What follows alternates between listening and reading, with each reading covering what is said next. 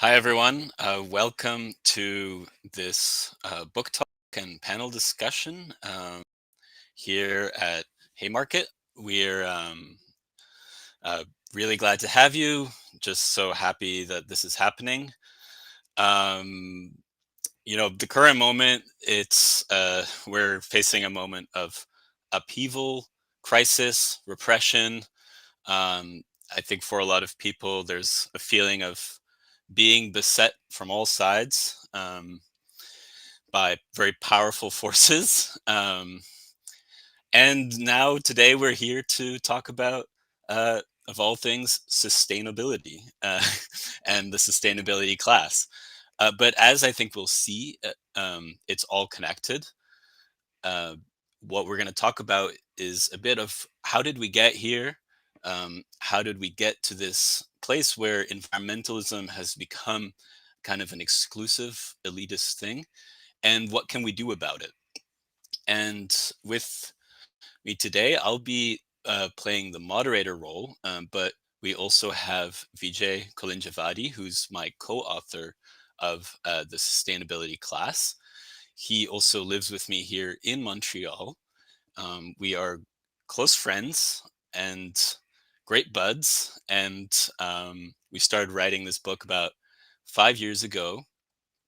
We live a bit more than a stone's throw away from each other, maybe like a 10-minute walk. Um, and it's just such a pleasure to be doing this with him.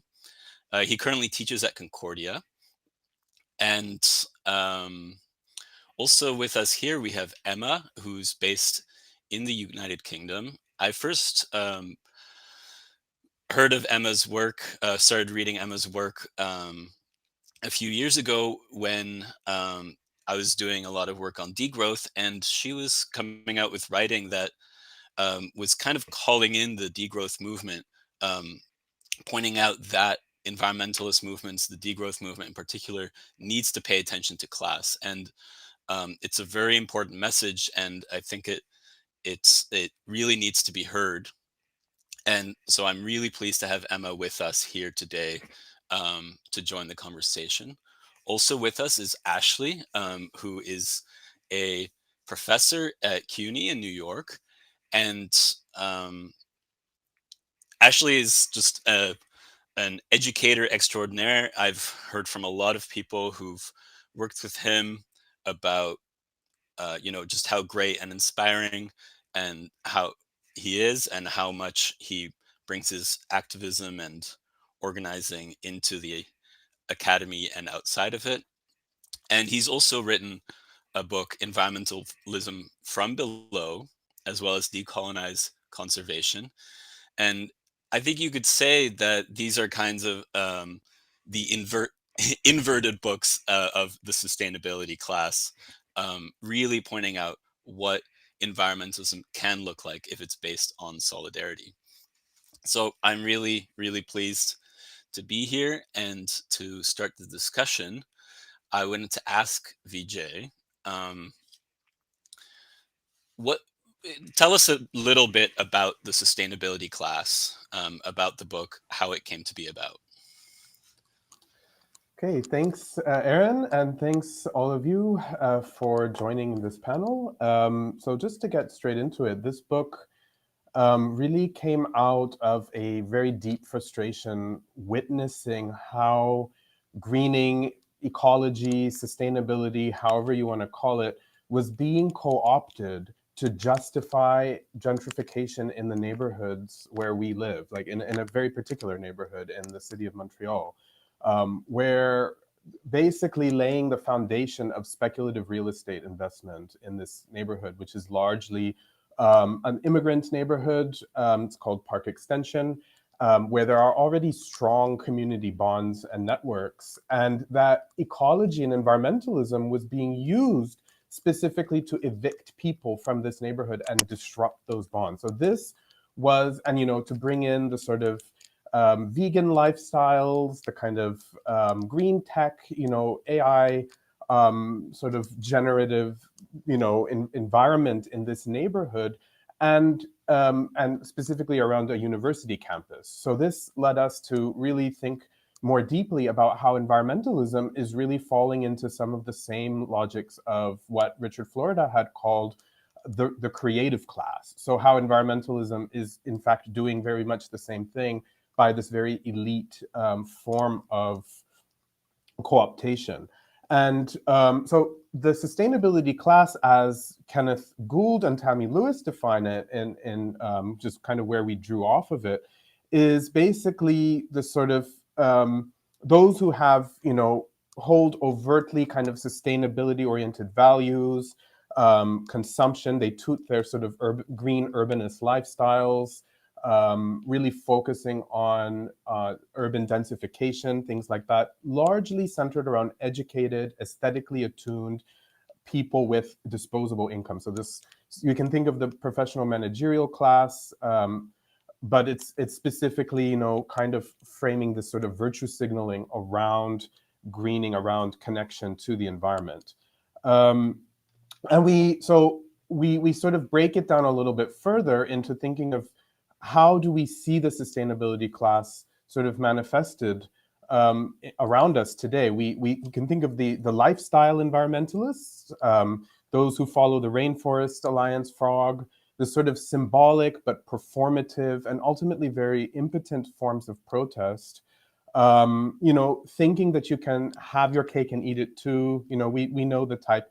We also really see how crass and insulting, in a way, some of this lifestyle environmentalism can be, in ways that are very concerning. How, for example, in Los Angeles, there's this sort of elite, very, very wellness-oriented supermarket called Erewhon.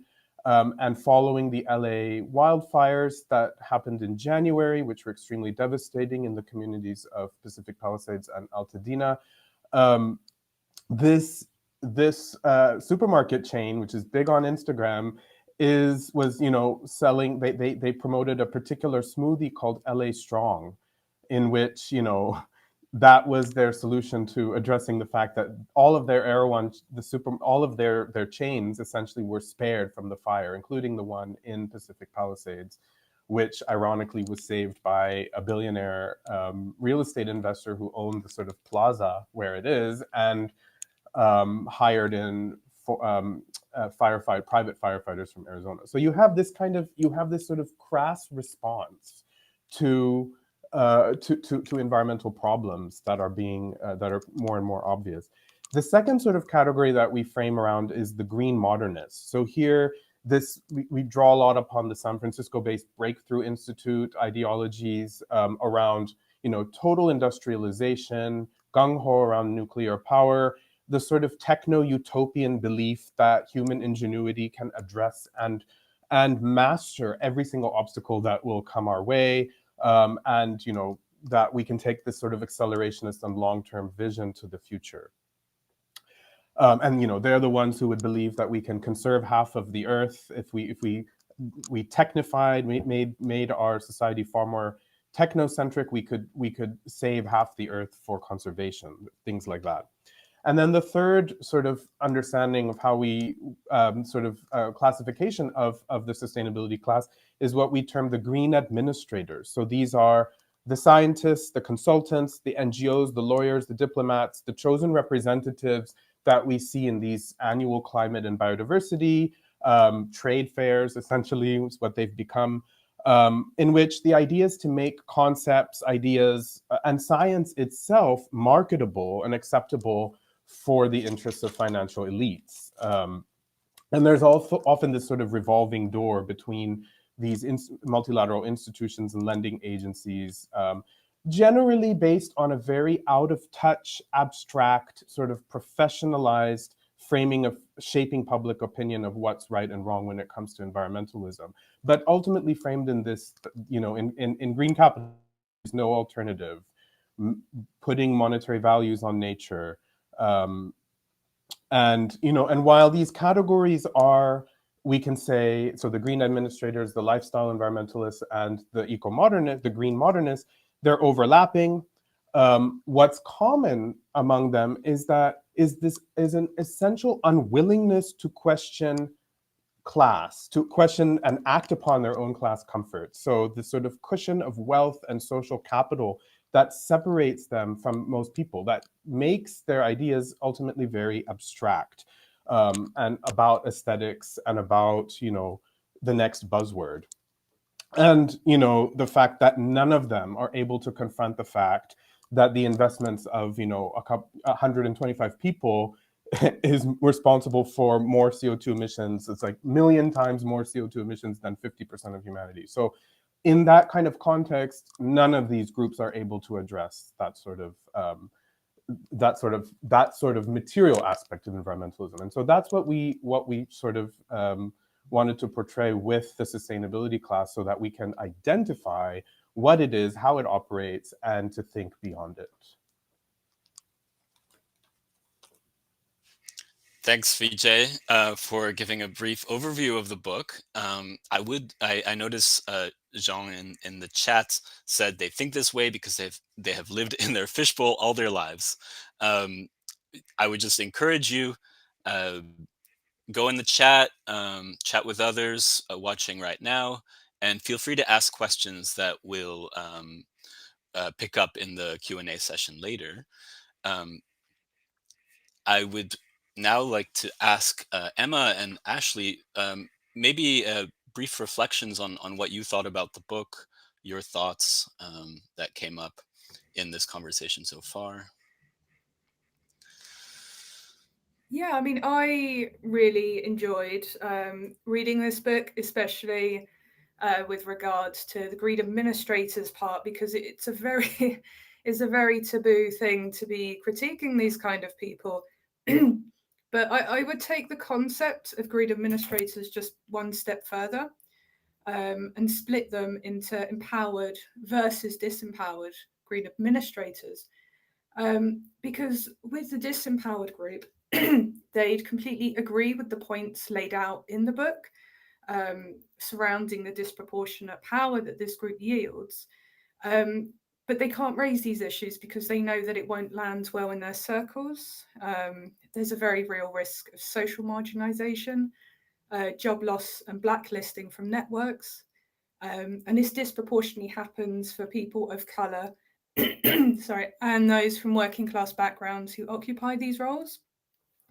Um, and with regards to the empowered green administrators, they have this degree of relative security that means their jobs and livelihoods aren't on the line for raising these issues, like you guys have written sort of throughout the book.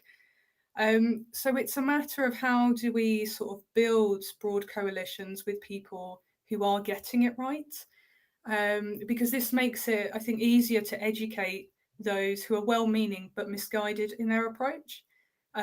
So in the sense that they're shaping public opinion, but at the cost of hearing from more diverse voices, uh, perhaps believing and or hoping that their audiences will go on to spread their message like even further with broader groups, and build this widespread support. But the issue is that the typical audience for, I think, any green administrator, or as a broad generalization, is disproportionately middle class who have always struggled to connect with these broader groups. So I think sort of splitting down that green administrator concept, we're able to see sort of who's kind of getting it right and is vocal, but also who we can scrap to the side, because maybe I'm just being a bit pessimistic. And I know that this book sort of appeals to a lot of people, and it's saying, look, it's okay that things haven't been going 100% right in the past, but we can change things for the better. But I think there's a lot of people whose intentions are a bit too insidious, and their egos are too big, if I'm honest. They're actively and consciously working to preserve the relative power that they have. So yeah, I think splitting it down gives us a bit further clarity on that strategy, surrounding how we change things for the better, and sort of democratize policy making. Thanks, Emma. That's really clarifying. Ashley, do you have any thoughts? Yeah, well, first of all, thank you so much, Aaron and Vijay, for inviting me to be part of this conversation. It's really wonderful to be here with the two of you and with Emma. Um, And in addition to thanking you for inviting me to be here today, I also want to thank you for writing the book. It's a wonderful book. It's really a joy to read the book. I think you did a really great job of telling us stories about your travels to places like Venice Beach, where you meet yoga instructors and vegan specialists and uh, CEOs of nonprofits who are talking about regenerative agriculture while they're making money hand over fist from big tech, and et cetera, et cetera. So, I love the way that you kind of brought us along on these journeys, and then you analyzed what was going on, and could really break down for us some of the huge contradictions that undergird the sustainability class. So I would say that to kind of start things off. And the other thing that I would say, in addition to really enjoying the kind of scorching depiction of the green faddists, for instance, when you talk about Venice Beach, and the expensive vegan food that people are buying, which they're often able to do because they're employed by the tech industry. And then you make the point that the tech industry itself is funding its visions of a green future with profits from oil and gas. I think that kind of debunking and that series of connections is hugely important, and particularly in the current moment, when we find people all around this country arguing that because AI uses so much more energy, AI and the databases that help it function uses so much energy, that we need to have more nuclear power as well as more fossil fuel and gas. I was just recently down in Houston, talking to comrades at Rice University. And at the time that I was there was a conference going on with people from the oil and gas industry coming in from all around the world. And my friends at Rice pointed out that the executives are in a kind of panic because AI is actually gutting the industry of workers, because all the engineers who used to find jobs figuring out where the oil and gas was below the surface are now being replaced by AI. So there's a massive employment crisis in that kind of technical elite element, which you talk about in your book, specifically in oil and gas. But the solution is supposed to be, well, let's just have more AI, more databases, and that would mean we can deal with the overproduction of oil and gas that this country is currently confronted with by absorbing more of that oil and gas and AI. So that sort of series of connections you make between the kind of sustainability politics or lifestyle politics, which seems like the kind of effervescent froth the surface of contemporary capitalism, to the kind of the deep material forces that are driving it, I think is super valuable and really important to think about. I guess I had one sort of overarching question that I hope we might get to discuss at a certain point. In the book, you talk about how the whole discourse around sustainability can be dated back to the Brundtland Report in the late 1980s. This is Gro Harlem Brundtland, who famously talked about in the report that has her name about the need to be able to achieve sustainability by leaving enough for future generations, while also continuing to grow the economy in a way that's going to give people jobs and create material prosperity. And of course, that is what has been that kind of fundamental idea that there's no contradiction between capitalist growth and environmental sustainability is the kind of substrate of a lot of the sustainability class and their kind of orientation. And I think it's kind of in crisis right now, obviously. In fact, I recently did an event sponsored or co-organized an event sponsored by the Natural History Museum on the end of green capitalism, which I thought of in reaction to a recent podcast by Brett Edwards, who has a wonderful book called The Price is Wrong, about how renewable energy isn't generating enough money for investors. So in his podcast, he talked about how ESG investing has essentially collapsed. ESG is an acronym which stands for environmental, social, and governance, but many people know it just as basically sustainability investing. And the idea was that we needed to make a transition away from fossil fuels. Governments were signaling that to investors. And so ESG, or sustainability investing, would be a way that elected politicians could help investors gradually do the right thing. Well, it turns out that that hasn't worked. ESG investing is, or sustainability investing is collapsing at the moment. Huge numbers of bankers are being fired over the last year. So this whole industry, which grew over the last 15 years, is sort of collapsing. And so I guess what that prompted for me is a question about whether the sustainability class is something we're seeing fast receding in the rear mirror, and whether we're in a new kind of moment with the Trump 2.0 and his energy dominance agenda, and the shift away from sustainability investing, and to a certain extent from some sustainability discourse. So I'm not sure about that. I'm putting that out as a question and maybe a point of debate for us, if anybody wants to take that up. But it was a thought I had as I read through your wonderful and really important book. Yeah, thanks, Ashley, for those thoughts. It occurs to me that we can't write books fast enough. We have to maybe come out with a new one right now. Yeah, I wanted to maybe hold that thought for a second and maybe switch tracks here for a bit and ask each of you to just first say a key word that you think is important right now, and just first say the word, and then I'll ask you to explain what you mean. Emma, what is your key word? Is classism. Ashley? Ecofascism. There's a dash in there, but it's still ecofascism. Vijay?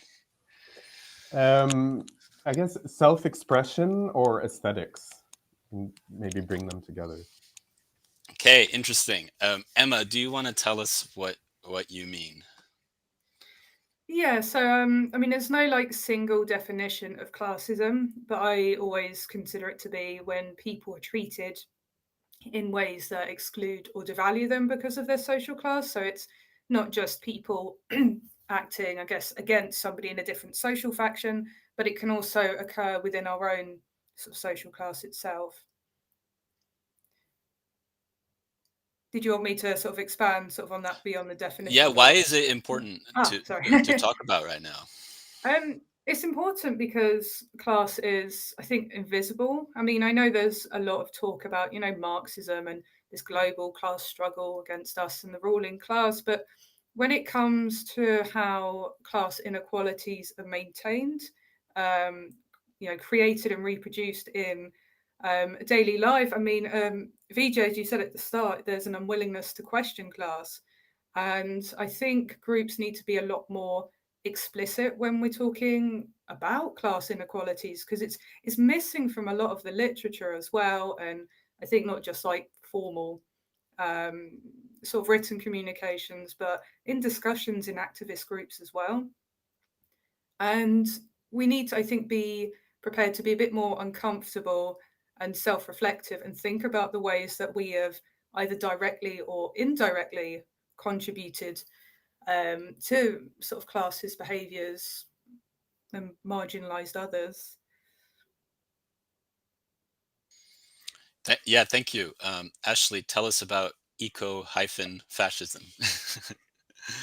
Okay. Well, ecofascism is on my mind at the current moment because obviously here in the US, we're living through an absolutely horrendous and repressive fascist regime. People are being kidnapped off the streets and disappeared here in New York and in many other parts of the United States. So clearly it's fascist. It also is the Trump administration specifically is devoted to fossil fuels.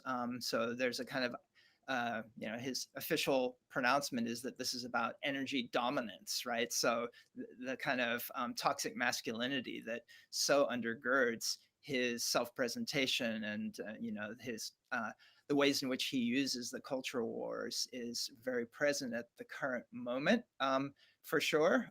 So we've got, a border violence regime and increasingly kind of militarized power. But what's interesting about it, I think, and provocative to think about, and obviously we need to figure out how to fight, is that there's also, in addition to sort of this backward looking, we're going to make coal great again, there's also the effort to take over Greenland, right, because of the rare earth minerals, right? So also a kind of forward looking component towards the age of minerals and the need to compete with China and other powers that are developing renewables. And I would say that also in relation to that, we can now, I think about carbon offsetting, which, I really appreciate the two of you talked about that in a great deal of detail in your book. This idea that, you can kind of keep the capitalist system going and cope with whatever environmental damages it is generating by saving a forest in some global south country, right? That's the idea of carbon offsetting. You offset the carbon you're emitting here by absorbing it somewhere else. Obviously, that's been one of the sort of liberal techno solutions that has been advanced. But I think we might want to also think about that as a form of imperialism and connect it to ecofascism. So, Andreas Malm and the Zetkin Collective have theorized ecofascism in quite a lot of detail in relation to climate denialism. But I also think it might be interesting to think about it, not just about in terms of ethnic nationalism and a kind of idea that, we need to militarize our border and save all the white people in the country and eject all people who are otherized by racist discourses. In addition to those kind of classic fascist tropes, I think it's important to think about how imperialism and colonialism are working in the current moment and how these kinds of fake fixes like carbon offsetting, we can kind of see them now, although they've been around for decades, as an element in this emerging kind of eco-fascist conjunction and apparatus. Yeah, thanks, Ashley. This is a lot to think about, and hopefully we can get to a bit more to these discussions. Vijay, could you tell us about self-expression and or aesthetics? Yeah, so I think one of the things that we that we touched upon in the book and comes across is this sort of this general feeling that, how are we organizing nowadays? Like, how are we responding to the massive crises that we're seeing, just completely overwhelming us on a day-to-day basis? And like, this is not even considering the fact that, we've surpassed, we have like fisheries that are depleted. We have ocean oxygen, like the oxidation of the ocean. We've crossed certain fundamental boundaries. So we have like serious environmental issues, and yet we remain, posting online. We remain, putting out our, influencer-oriented forms of knowledge generation, let's say, and those are useful, of course. But I think like one of the things that we do talk about in the book is how environmentalism, how the sort of aestheticization of the environment plays into the kinds of politics that we perform.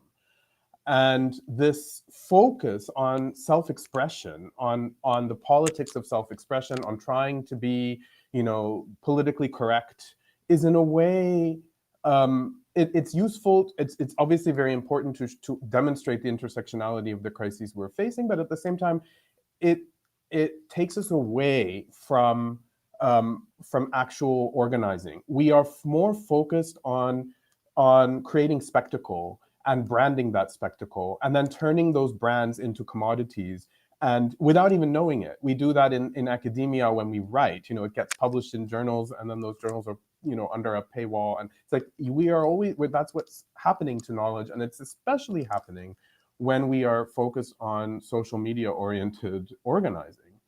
And I think, like, yeah, this sort of vibing of consumption, even through our social media presence, is not relationship building ultimately. And so I choose that as a keyword because it's not, I think, to touch on Emma's point about class and class relations, we're not meeting people where they're at. We're remaining almost like kind of alienated by reading things and then not having the agency to connect with people to do something about it. We're just simply, then posturing how much information we know about that particular issue. So I think, like, this politics of self-expression is and aesthetics around environmentalism is a dangerous trap, I would say, if we want to really address and confront the kind of crises that we're experiencing. And so I don't know.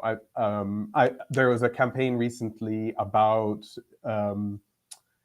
boycott, this sort of influencer-oriented boycott in February, following the removal of like DEI policies under this sort of anti-woke policies by Trump. But like, where was the organizing? In fact, Aaron, maybe you might want to say something about that. I know you've been interested in those role of boycotts.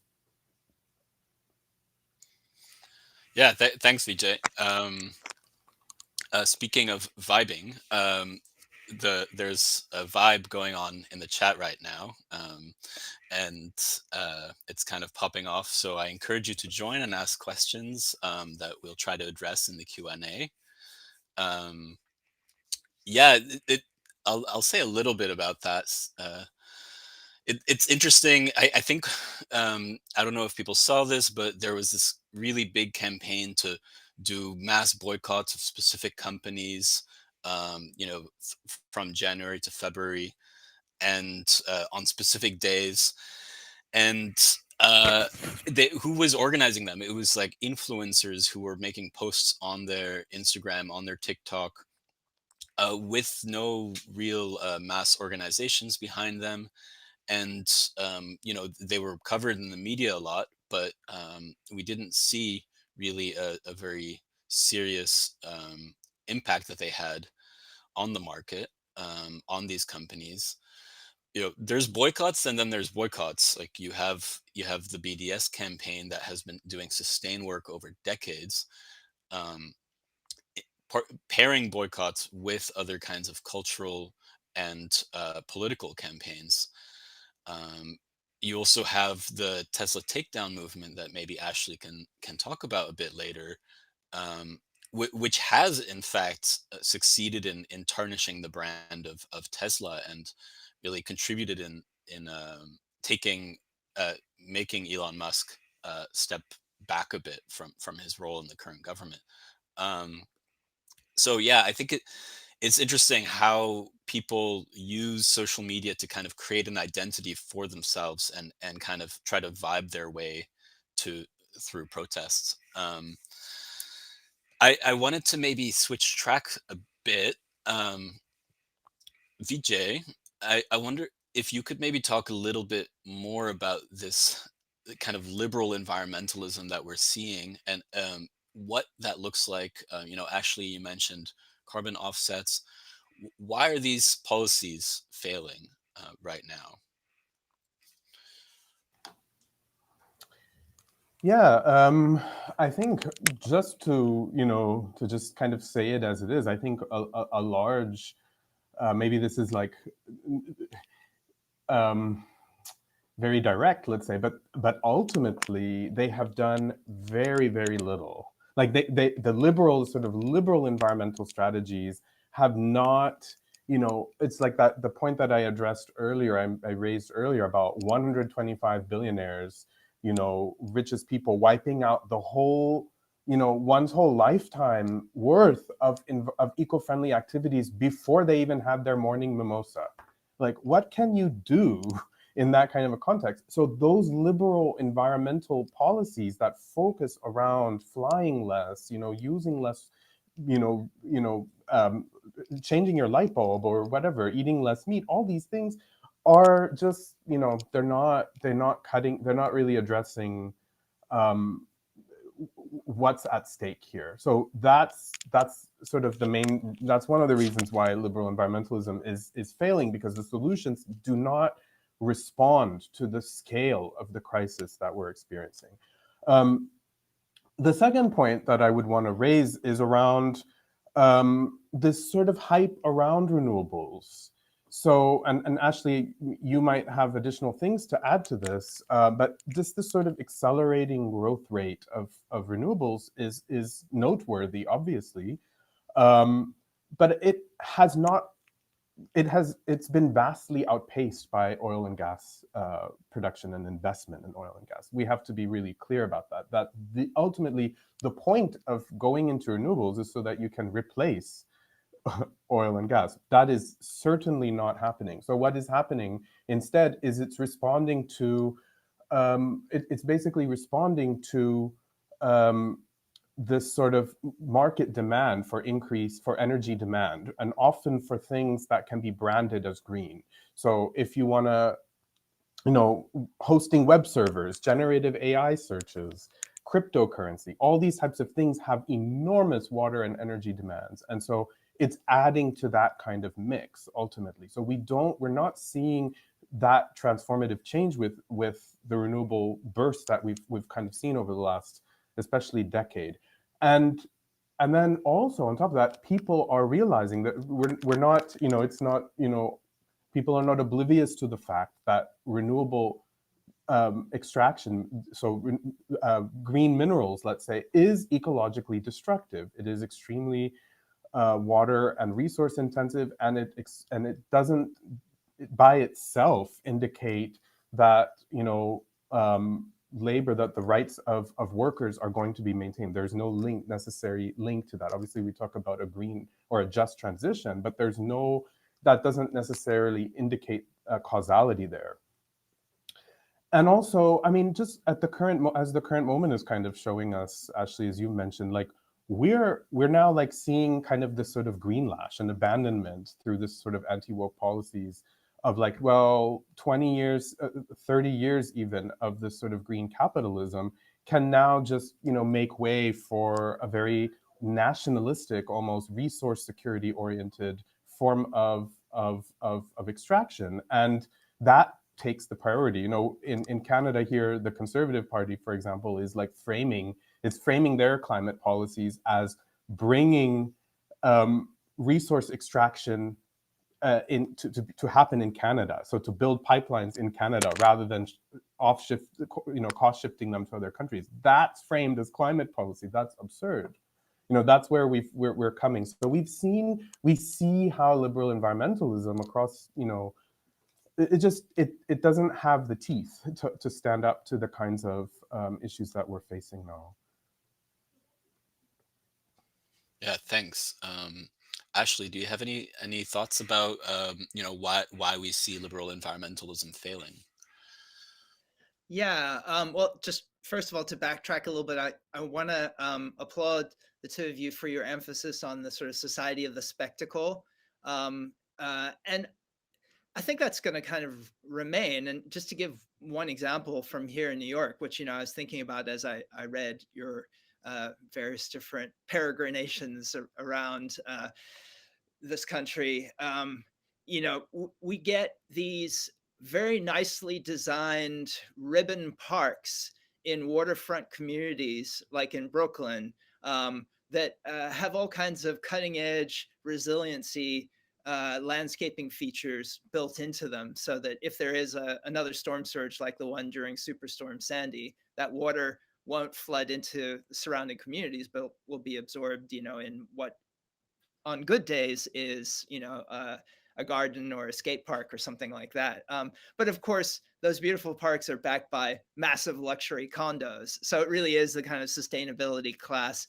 And that, I think it's connected to your point about creating spectacle and branding and the kind of aesthetics of this kind of contradictory formation, because of course, these are luxury communities They might have tiny set asides for affordable housing, but that affordable housing is pegged to area median incomes, which means that actual poor people can't afford to buy the affordable housing.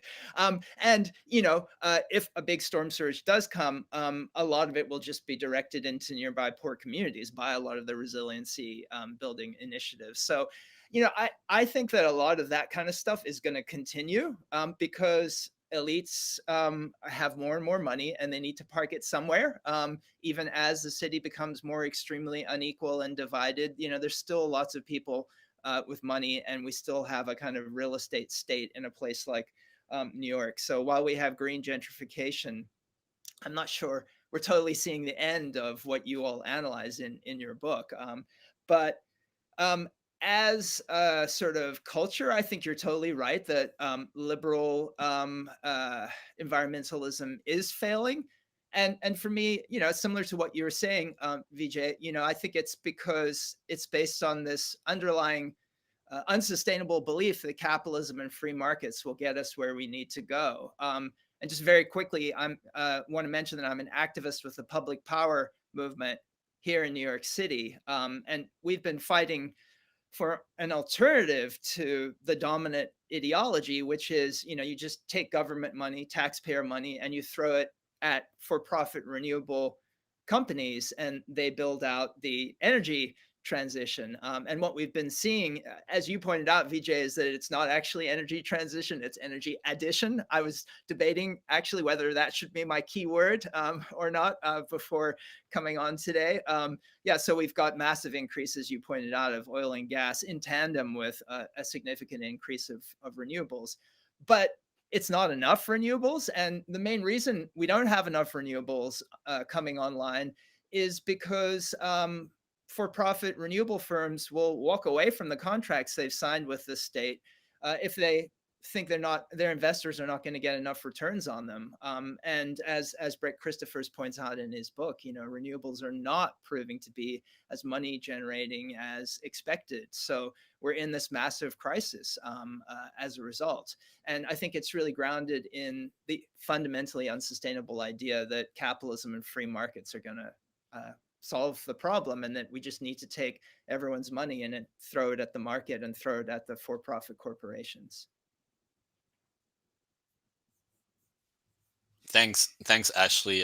Yeah, I like this phrase energy addition that we're seeing instead of energy transition. It reminds me of something I read this morning, which is just a small example of what that looks like.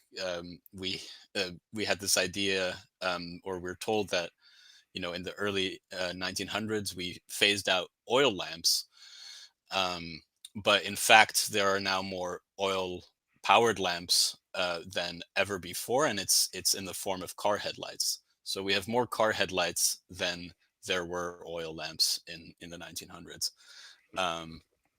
So yeah, that definitely rings true. Emma, do you have any thoughts on why liberal environmentalism is failing right now? Yeah, I think it has a lot to do with the fact that liberals are falsely assured about the effectiveness of their individual actions. So we end up with calls for individual changes, which, of course, doing what we can is important, but the way that they do it, and they place this overemphasis on our individual efficacy, it ends up at the cost of collaborating for systems change. And these calls almost take a hyper-moralistic stance to them. So I think the classic one is, this enlightened vegan, who has a go at working class and other people for consuming animal produce without consideration to the higher cost of certain goods, such as vegan milk. It is really fucking expensive in the UK. I don't know what it's like elsewhere, but certainly where I'm based, it is out of a lot of people's price points. And kind of placing the blame on the individual, and it just stops them from asking the questions of, in this context, why isn't everyone paid a decent wage where they can afford this? Why is animal milk so much cheaper in comparison? So it's moralization at the cost of unearthing the root causes of societal inequality and climate breakdown. So with regards to the meat and dairy industry, they've been actively weakening climate change policies for God knows how long, lobbying to ensure that they have these subsidies put in place. And they've actually been referred to as just as effective as fossil fuel lobbyists at weakening EU climate change policies, which I'd extend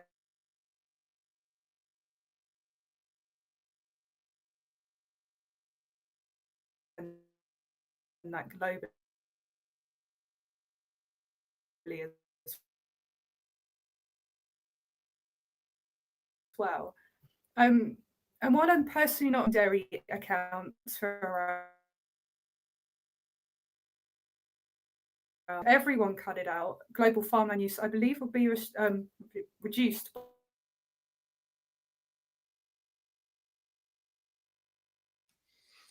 by more Emma, we're getting a bit of connection by issues pointing from fingers and you. having to go at people. End up alienating everyone just because they're standing there and pointing fingers. And because of this false sort of assurance about what we're capable of doing, solutions that reinforce the interests and power of the ruling class, like as mentioned in the book and here as well in the discussion, carbon offsetting schemes. And I think, as we all know, the impacts of this upon working class, Indigenous and global South communities has been nothing short of devastating. So 22.5 million acres of land in the global South, so that's most of it's taken from Africa, has been taken from communities and into the hands of corporations. Now that's roughly the combined size of Portugal, and that's about as anti-environmentalist as it gets.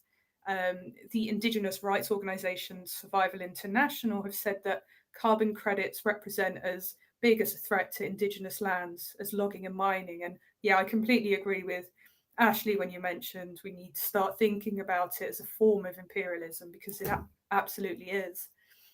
And just to round off as well, I think, as you guys write about in the book, this idea of conspicuous consumption, this practice of buying goods to display sort of wealth and status, to show that, they've passed these purity tests of being the caring and concerned environmentalists.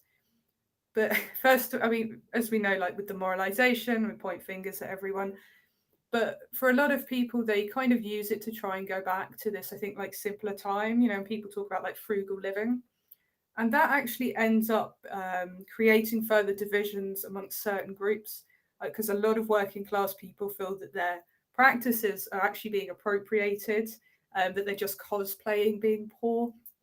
And again, it's building a movement, creating change is fundamentally a social process, and what liberal environmentalism is doing just creates those divisions that makes sort of relatability and building bonds of solidarity virtually impossible, unless you are a liberal as well, which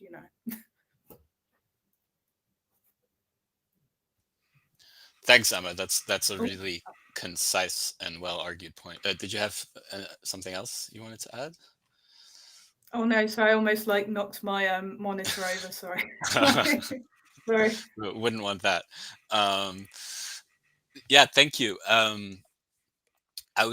think that leads maybe really well to a next question I wanted to ask, and it has to do with power and organizing. In our book, just to briefly say, we finish off the book with talking about with describing movements also in Los Angeles, kind of going across the city and looking at movements that are presenting an alternative kind of environmentalism, or maybe an ecology of relationships. And we focus especially on the Unión de Vecinos.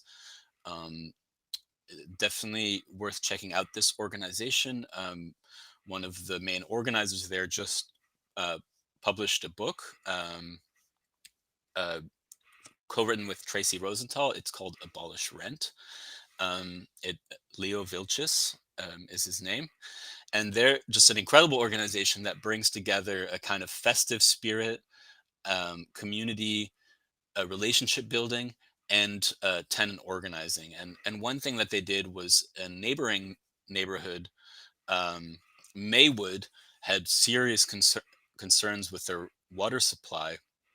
And what the Unión de Vecinos did was they decided to, rather than protest or doing assessments of the water supply, they decided to organize to take over the city council so that the city council could um, take over the water company.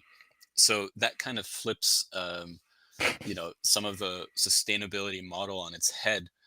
And what they're doing, what we talk about, is they're building the power to say yes, building a power to say yes to an alternative, and to which means that they have to be listened to. And there's also another kind of power, which is the power to say no, power to resist the kinds of solutions that are being pushed onto us. Um, Having said that, Emma, what do you think working class environmentalism looks like? Ooh, it's diverse to say the least.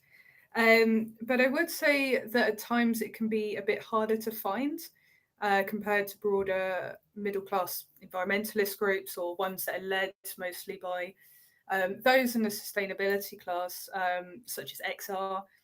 And that's because working class groups often lack the resources and networks to acquire that visibility, to have like their message heard by broader audiences, like in the news.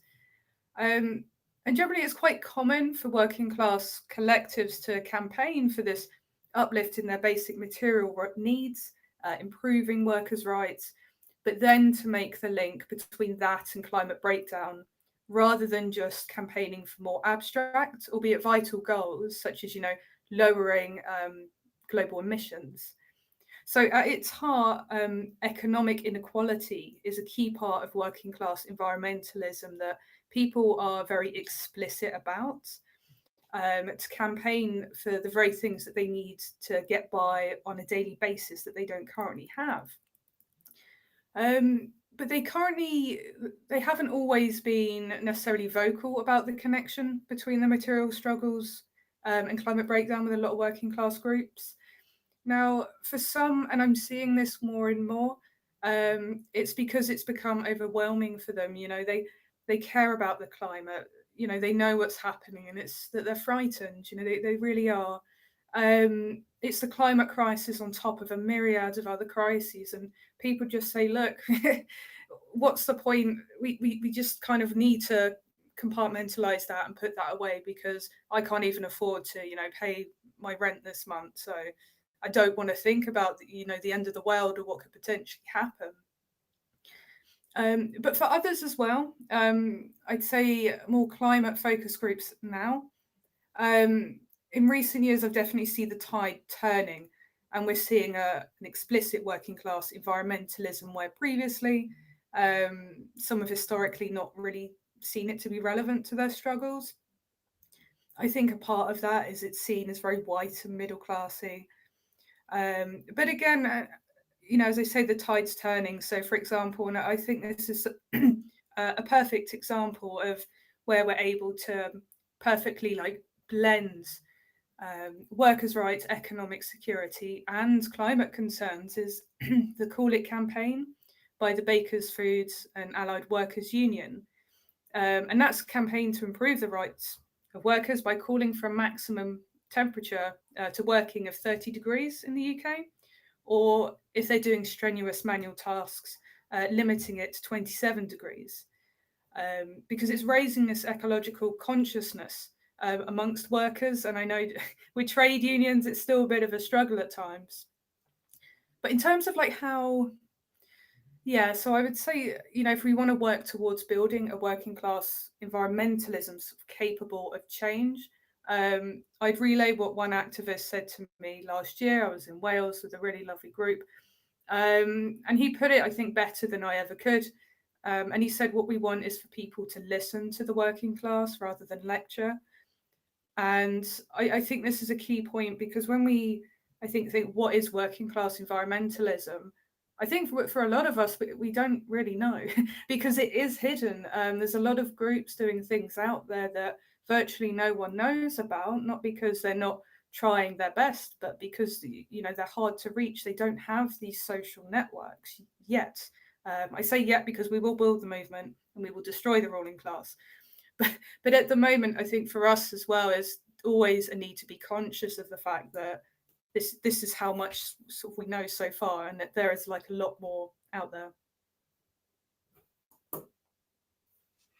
Thanks, Emma. Ashley, what are your thoughts about what working class environmentalism looks like, can look like? Summarize your book in one in a few minutes. Thanks, Aaron.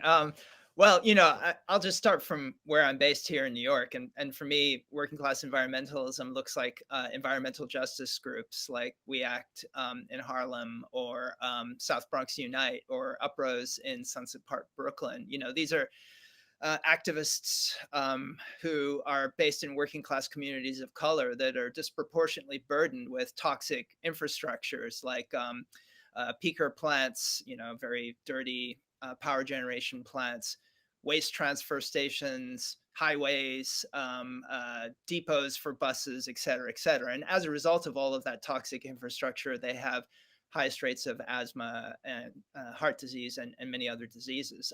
And so those organizations really have been at the forefront of fighting for meaningful transformation on an urban level, including, green housing, public power, community solar co-ops, and on and on and on. So they've been really important protagonists on an urban scale within New York City. But I've also been really inspired by those movements' ability to think globally. And one of the ways that I think that the liberal environmental movement has really failed us is because it's been so oriented around a kind of national imaginary. I mean, think about Biden's Inflation Reduction Act, which was always a kind of co-optation, appropriation of ideas of the Green New Deal. But still, even AOC's declaration of a Green New Deal was really organized around changing things within the US. There was no idea of climate reparations or technology transfer, or of the carbon debt, which the US owes to the rest of the world as a result of 500 years of colonialism and capitalist violence. So I think we need to move away from that incredibly racist national imaginary and think globally. And I've been very inspired by the way that environmental justice groups in the city are able to make connections with movements in the rest of the world. I was fortunate enough to be part of a delegation of environmental justice activists to go to Cochabamba for the World People's Conference on Climate Change and the Rights of Mother Earth in 2010. And that's where I begin my book, Environmentalism from Below. So I'm playing on the idea, which you all mentioned in your book, of kind of dual power, of building a people's movement, which is able to challenge the kind of official United Nations conference process and come up with really, really radical alternatives. Obviously, it's very hard to build that kind of dual power, a people's power, and revolutionary movements in countries in the global South, because the weight of empire is constantly bearing down on people. But I think it's really important to fight for and to continue to build. So I would say, a working class environmentalism has to be ultimately anti-capitalist and anti-colonialist. And those are big challenges and utopian goals to fight for. But I think the Cochabamba Accords hold out very important kind of non-reformist reforms on the path towards that ultimate transformation. They call for things like, as I already mentioned, technology transfer to developing countries, which is clearly in the interest of everybody. We don't want developing countries building lots of coal-fired power plants, which is what's happening in places like India at the moment, and China at the moment. We also need to have debt abolition and meaningful climate reparations. Right now, whatever kind of climate reparations have been put on the table by rich countries are in the form of debt. not real payments to help countries move forward. And I would say that a real working class environmentalism has to also include border abolition.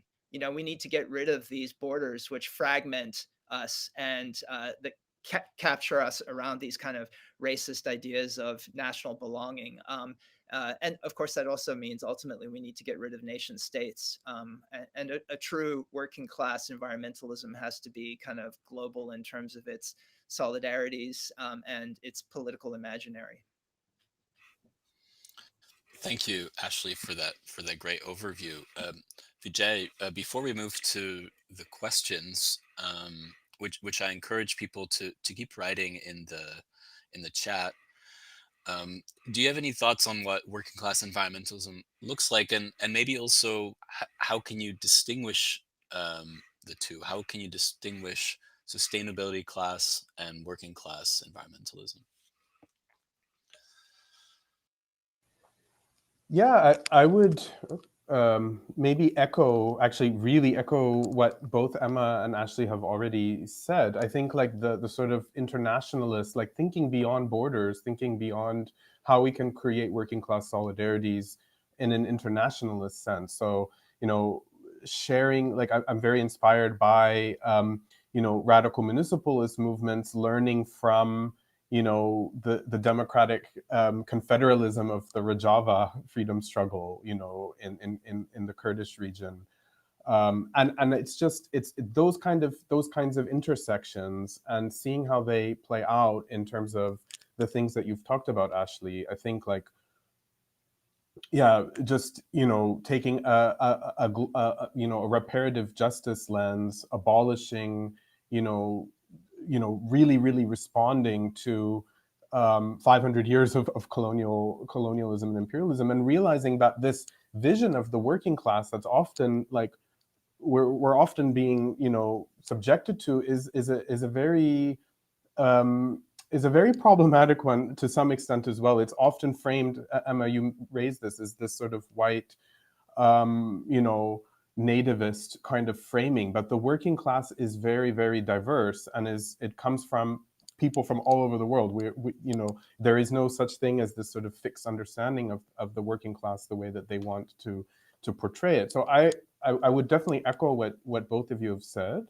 And I would say like one thing, distinguishing this working class environmentalism from the sustainability class really goes to the word environmentalism.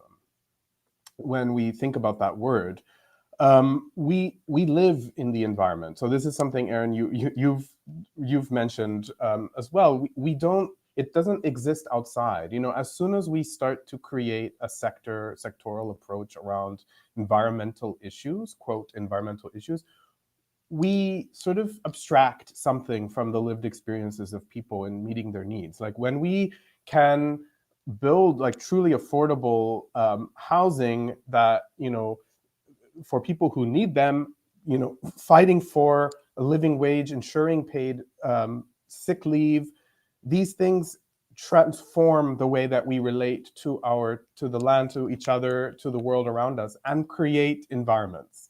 So we don't need to think about environmentalism as somehow this external fix. As soon as it's created as framed as this sort of external fix, then we may be falling into the sustainability class lens, because we're not connecting with people, we're not relating, we're not building relationships, we're immediately sort of abstracting it. And yeah, we're potentially falling into the pipe dreams of billionaires and others. We're not grounding it. And so that's what I would say is a real like sort of distinction. How can we make housing struggles, how can we making sure that people are able to get the transport they need to go to, to get from work to home in a way that they don't have to spend hours, and fighting traffic, or, just not having those sort of that infrastructure available at all. How do we make that be what environmentalism is? So I will, I think that's how I would maybe respond to that. Thanks, Vijay. There is no outside. We live in the environment. It's not separate from us. So I think, yeah, as if we make environmentalism something about that, it is how we live. It's the infrastructure of our daily lives. I think we're going to see a big change in, how people see environmentalism itself, whether it's elitist or removed from their day-to-day experience. Um, I was thinking, uh, I think it's a good time to move to some of the questions, and I was thinking of asking two of the questions at the same time.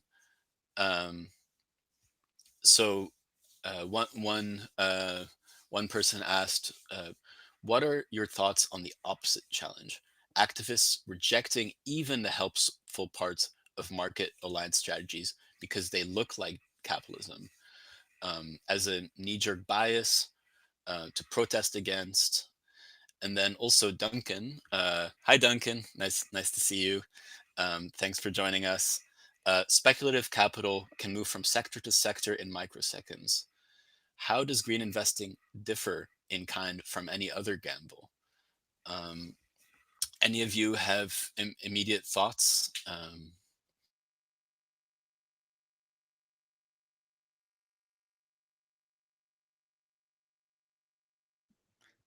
I can take a stab um, at that since I brought up ESG investing. Um, what I would say about ESG investing and how it's different from any other kind of speculative investing, I think the kind of underlying calculus was that fossil capitalism has all these sunken assets, right? In other words, there are all of these power plants and pipelines and oil wells, et cetera, that these companies own.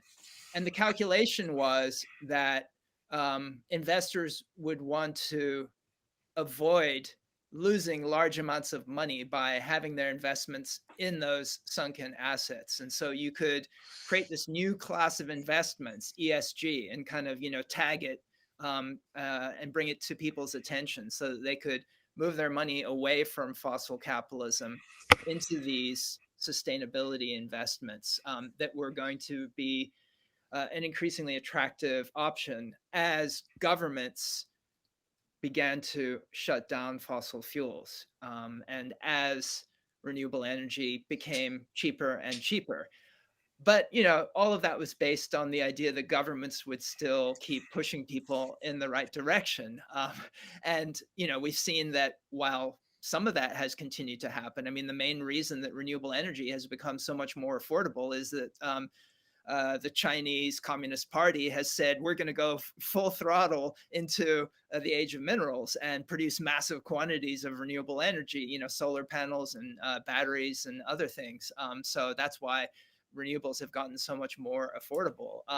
But here in the US, of course, we see that some states in the country that are dominated by Republicans have actually been suing investors who have been using ESG, saying, you're not doing your fiduciary duty to make as much money as you possibly can by investing in this E&G stuff instead of fossil fuels, right? So it's both turned out that renewables aren't as profitable as people expected. And of course, governments have begun not just backing away from the signals they were sending about supporting energy transition, but they've actually been attacking people who have been trying to make that happen. So I would say, again, this goes to that kind of contradiction that I was trying to identify around liberal ideas about how free market capitalism are going to get us where we need to go. And we just need to, prime the pump a little bit with public money, throwing public money at for-profit corporations.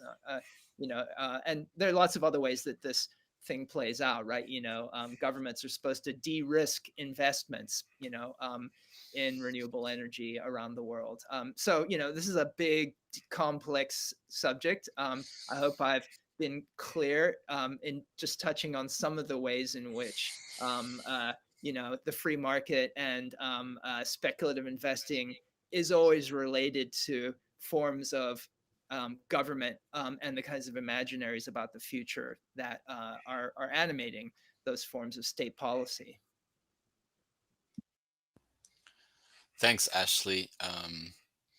Emma, do you have any thoughts on that? In terms of green investing, I'll leave that to someone who knows a lot more than I do. Yeah, I just, I have, it's very abstract to me.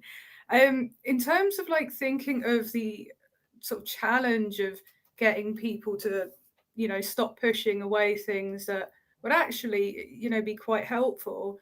I think from like an organizing perspective, things like this are best approached if you're able to create sort of scenarios or spaces for people to gather in the community, be it physical or sort of remote over Zoom, to actually talk these issues through.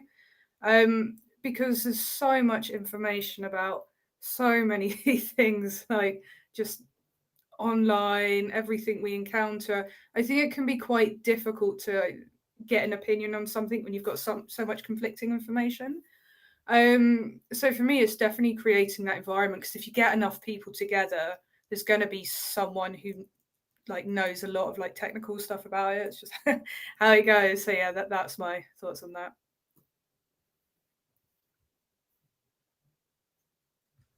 Can I just add one more thing very quickly? On the topic of kind of working class environmentalism. And one of the points that I think you make so wonderfully in the conclusion to your book about sort of strategies, you say we need to kind of take it out of the market. And that's something I think I've been sort of saying.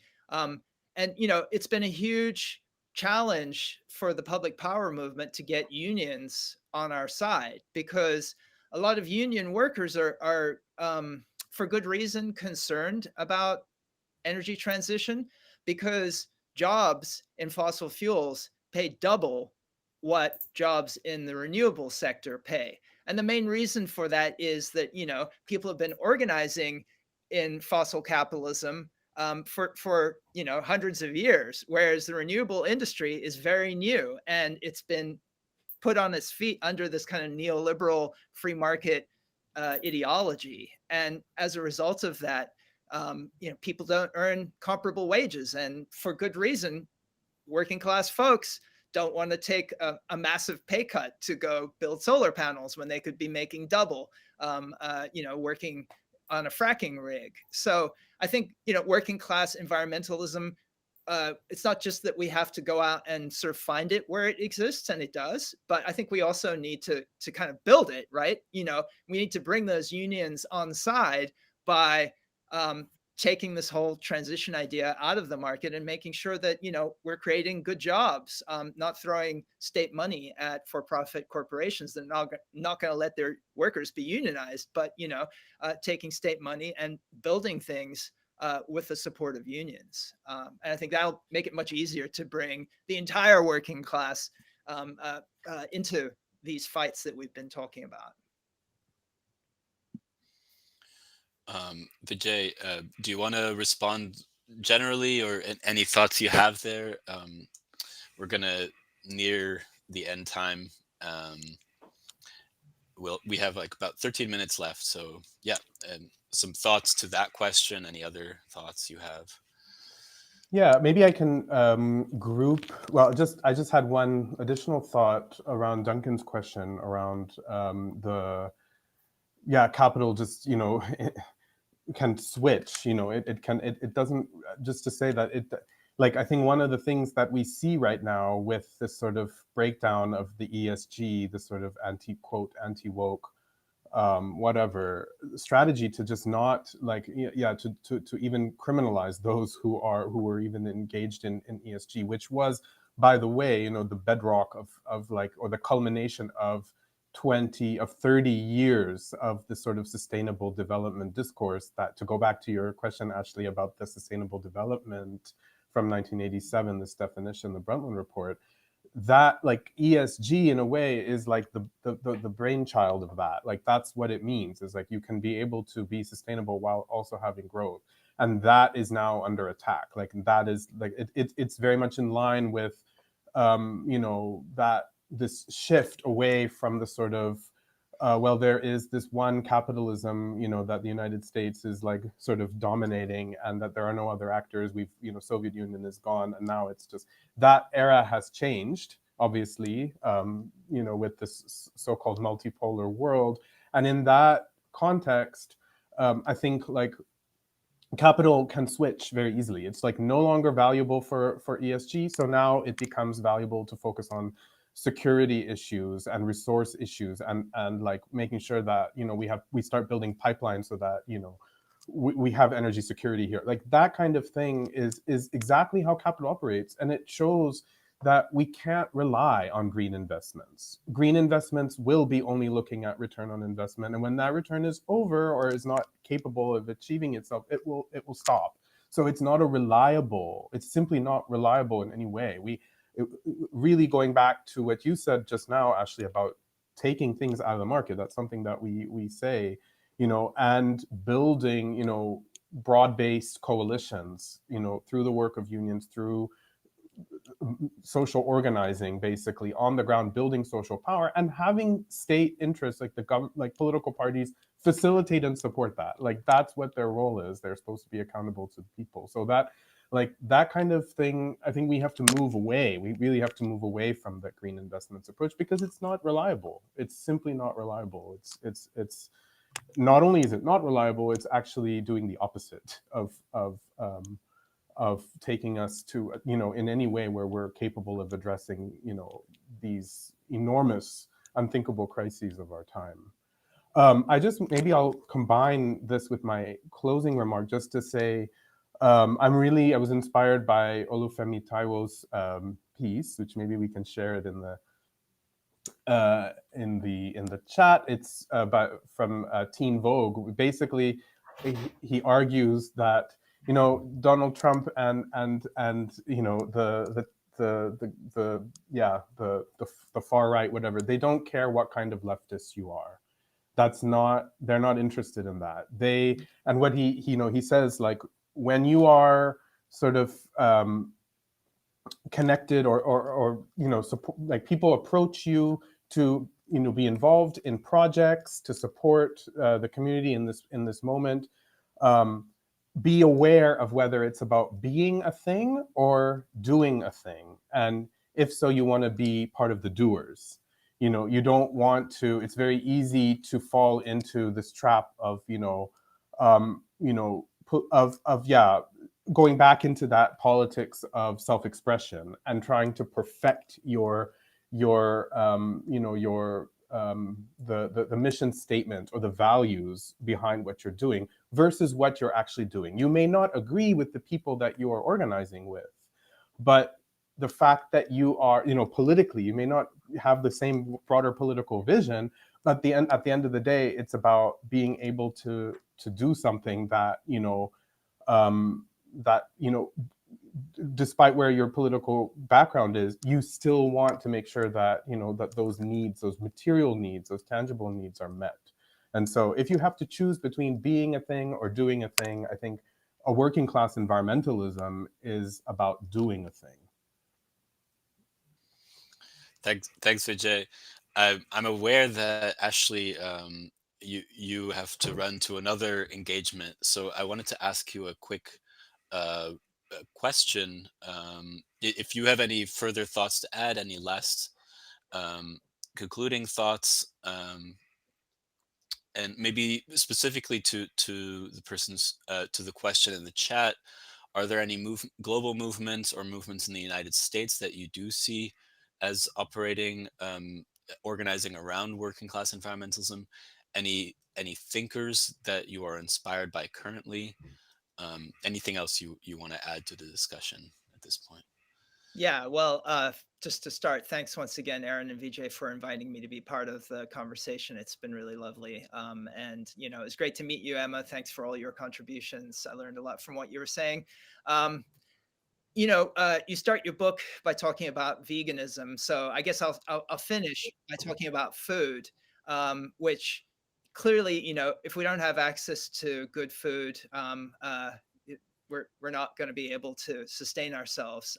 So I think that's a paramount issue, obviously, for people all around the world, particularly working class people.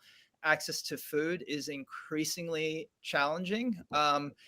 And so I wanted to talk in answer to Chris's question about global organizations that are particularly exemplary. I want to just bring up La Via Campesina, which is a global peasant organization.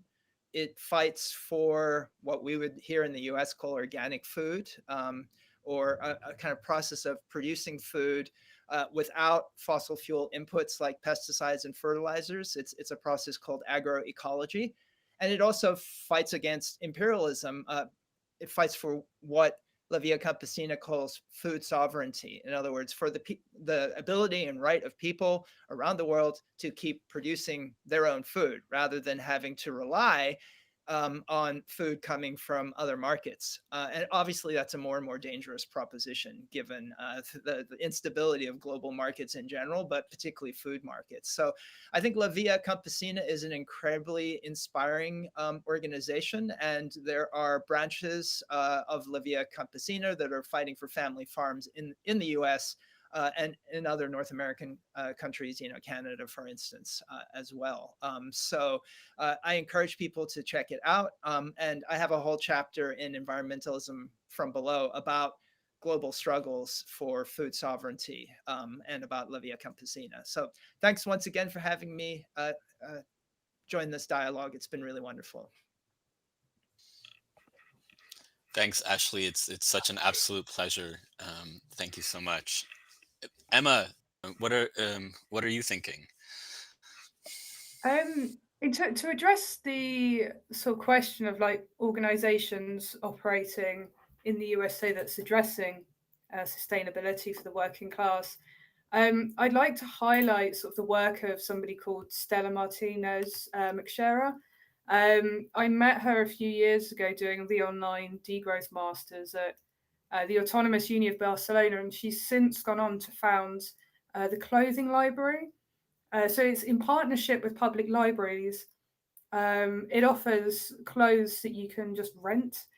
But what it's genius because what she's been able to achieve is she's created like this community feel around it. Like they have events and fashion shows. It kind of takes the stigma, perhaps, I think, out of not having, I think, the basics. And that is a big problem amongst a lot of people as well. So for me, it always screams working class environmentalism because it's people just coming together and helping out in the ways that we can, like just having fun while we do it. Although I admit, obviously, the circumstances are a bit grim.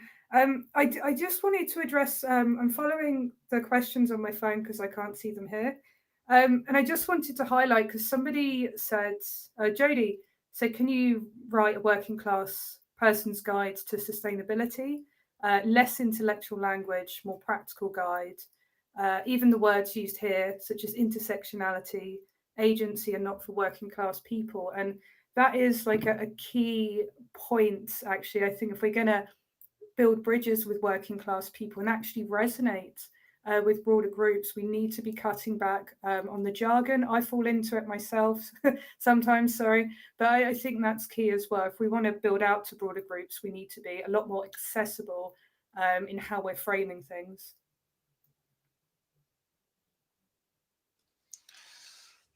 Thank you, Emma. That's I'm really glad you picked that up.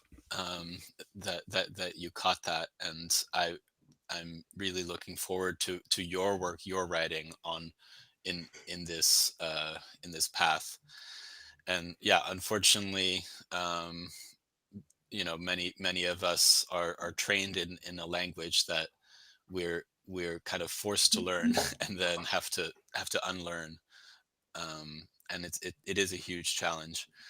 I'm gonna bring it to a close as we're heading towards time, and just thank everyone who joined us in the chat. It was a really remarkable conversation going on. I'm really appreciative of that, and really want to thank Sean and Haymarket for hosting us. It really is just such an honor to be able to have this space. And Jeremy, thank you so much for putting this helping to put this together, and our publisher, the New Press, Ben especially. Thank you, Emma, Ashley, for agreeing to do this with us. It was just such a great conversation, and I'm looking forward to the future conversations that we'll continue to have. No,